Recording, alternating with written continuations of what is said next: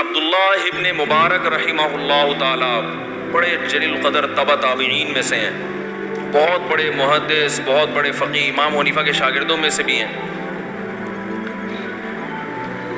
راوی بیان کرتے ہیں کہ میں نے ایک شخص کو دیکھا۔ اچھا یہ کیا کرتے تھے، میں نے کئی بار ان کا واقعہ بیان کیا، 4 مہینے تجارت،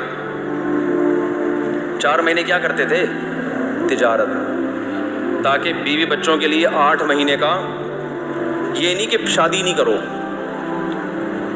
کیونکہ جہاد بھی کرنا ہے، علم بھی حاصل کرنا ہے، تو اب شادی کرنے کی ضرورت نہیں ہے، تو تھوڑے خرچے میں تو مجاہدین کا گزارا، ایک کلے آدمی کا تو آپ کو پتہ ہے کہ وہ تو پان گٹکے سے بھی گزارا کر لیتا ہے، ادھر بیٹھ گیا اس نے دھونے والے کھلا دیے، کلے آدمی کو نہ گھر چاہیے، کچھ بھی نہیں چاہیے اسے۔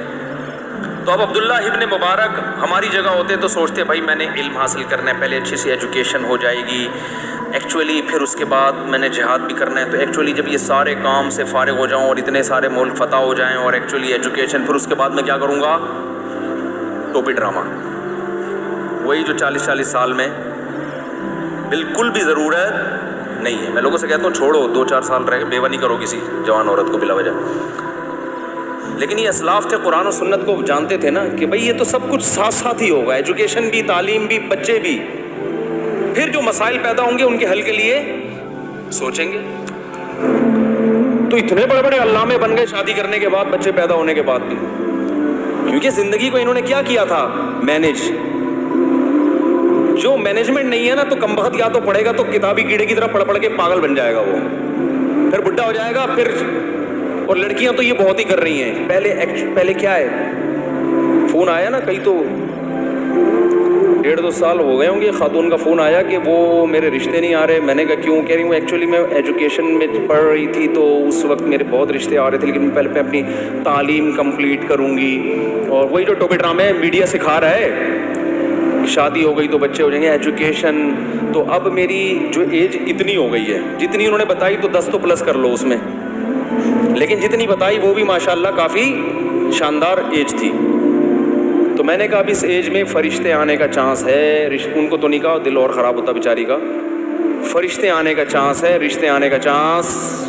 بولا بھائی نہیں۔ تو مجھے کہنے لگی آپ لوگوں کو ترغیب دیں بیان میں، اللہ تعالیٰ اس بیچاری خاتون کو مذاق اڑانا مقصد نہیں ہے، ہم سے اچھی ہی ہوگی بیچاری، آزمائشیں ہیں نا، مس گائیڈنس کی وجہ سے یہ ہو رہا ہے نا، ماں باپ صحیح گائیڈ نہیں کرتے، معاشرہ گائیڈ نہیں کرتا، میڈیا گائیڈ نہیں کرتا، تو زندگیاں کیا ہو جاتی ہیں، برباد۔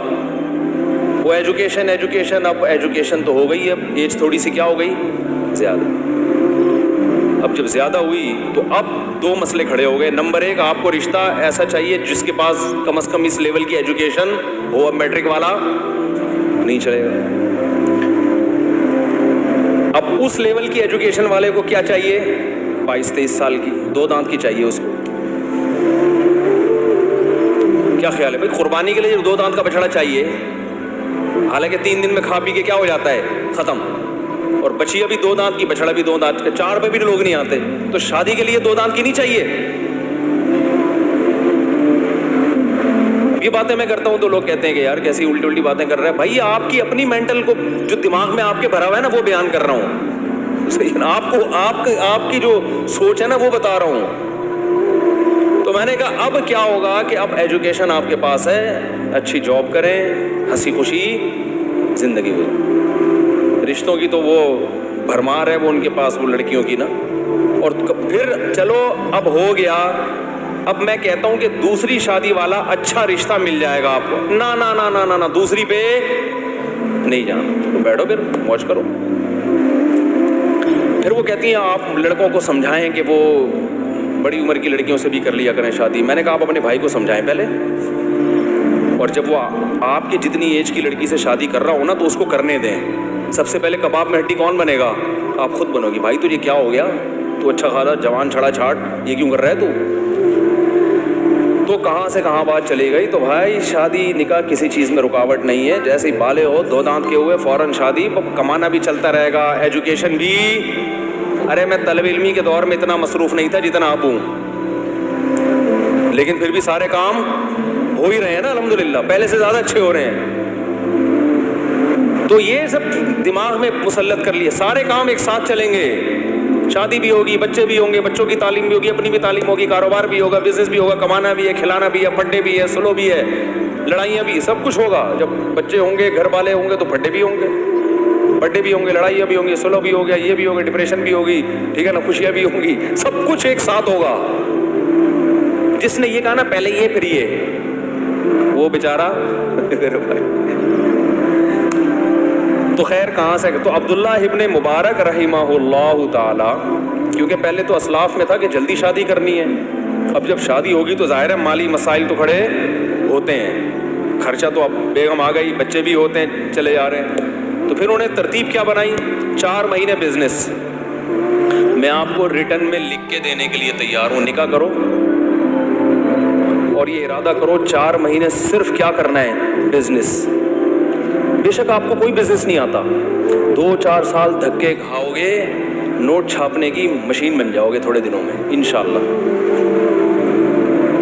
کماؤ پوت جو ہے نا, جس کو جاب کرنے والا کہتے ہیں, یہ ہمارے اسلاف کا طریقہ نہیں ہے. یہ انگریز جب ہندوستان میں آیا, اس کو افراد چاہیے تھے, اس کے پاس افراد نہیں تھے نا, تو اس کو ملازمتوں کے لیے بندے چاہیے تھے. انہوں نے ہمیں تجارتوں سے ہٹا کے کہاں لگا دیا, کلرک بنا دیا کسی کو, ٹھیک ہے نا, کسی کو کچھ بنا دیا, کسی کو کچھ بنا, اور 1.5-2 لاکھ کوئی مینیجر بنا دیا. تو اس کو اب مینیجر کا ساری نالج سے فائدہ کون اٹھاتا ہے, وہ جس کی فیکٹری ہے یا جس کا بزنس ہے.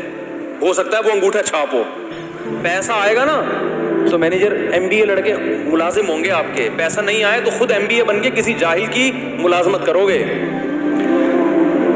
کیا کریں یار, کوئی ڈنڈا منڈا ہونا چاہیے صرف دکھانے کے لیے. اب یہ ٹاپک چینج ہوتے ہیں نا, تو جس ٹاپک میں گھستا ہوں اس کو اگر ادھورا چھوڑ دوں تو پھر مسئلہ خراب ہو جائے گا. دیکھو آپ پڑھو ضرور, پڑھنے کا مقصد آپ کا نالج ہونا چاہیے. جو پڑھا لکھا آدمی ہے وہ معاشرے میں اچھا سروائیو کر سکتا ہے, لوگوں کو اچھا گائیڈ کر سکتا ہے, وہ بہت سی غلطی ہو, اس نیت سے پڑھو.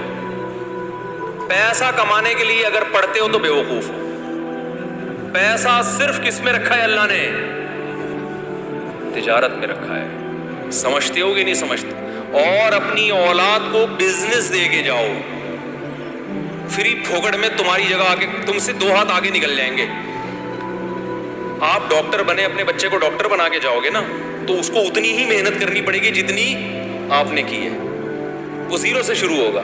لیکن بزنس دے کے جاؤ گے تو جو آپ کا آخری سٹیپ ہوگا بچے کا, وہ پہلا ہوگا. اور 3-4 نسلوں کے بعد خود سوچ لو کیا ہوگا. وہ سارے تجربے کر کر کے مختلف لوگوں کو پہنانا سیکھ جائیں گے. مختلف چیزیں تجارت میں پہنائی جاتی ہیں نا, یہ گائے قربانی کی خریدی, اس کو پہنا دی, یہ پلاٹ خریدا, اس کو پہنا دیا. تو وہ پہنا کے ماسٹر ہو جائیں گے کہ کس کو کس وقت کیا چیز پہنانی. سمجھتے ہو کہ نہیں سمجھتے ہو؟ تو اس لیے تجارت کیا کرو. اور ایک دم سے نہیں ہو جاتا, شروع میں تو دھکے.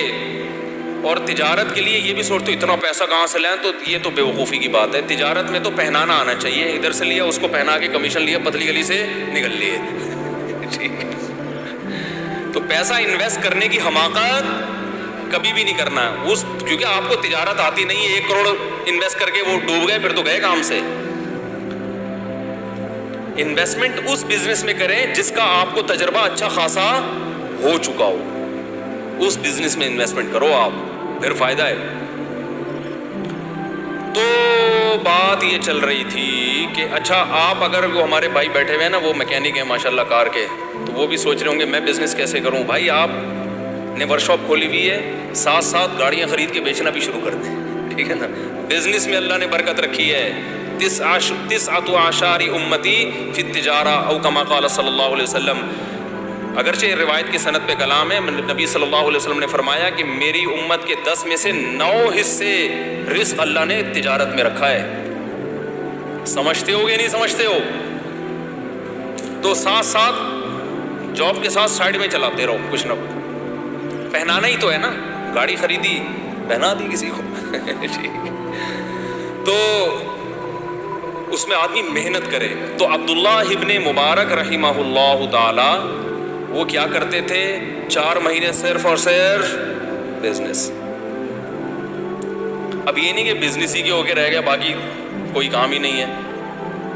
تو تو 4 مہینے تجارت سے جو ارننگ ہوتی تھی وہ اپنے بیوی بچوں کے لیے، بھائی اب سال بھر بیٹھ کے کھانا ہے۔ جیسے حج کے موقع پہ بعض لوگ 2 مہینے میں اتنا کما لیتے ہیں کہ باقی 10 مہینے بیٹھ کے کھاتے ہیں، سیزن ہوتے ہیں نا ہر چیز کے۔ اگلے 4 مہینے وہ جہاد میں گزارتے تھے۔ اسلامی سرحدیں پھیل رہی تھیں اس وقت، بڑی بہادری کے جوہر دکھائے انہوں نے لڑائیوں میں، اور مزید 4 مہینے 24 گھنٹے علم۔ تبھی بہت بڑے محدث بنے، عربی ادب کے بہت بڑے شاعر بنے، اور یہ بچپن سے ابا کی تربیت بھی، ایک شعر کی یاد کرنے پر ابا 1 درہم دیتے تھے ان کو بچپن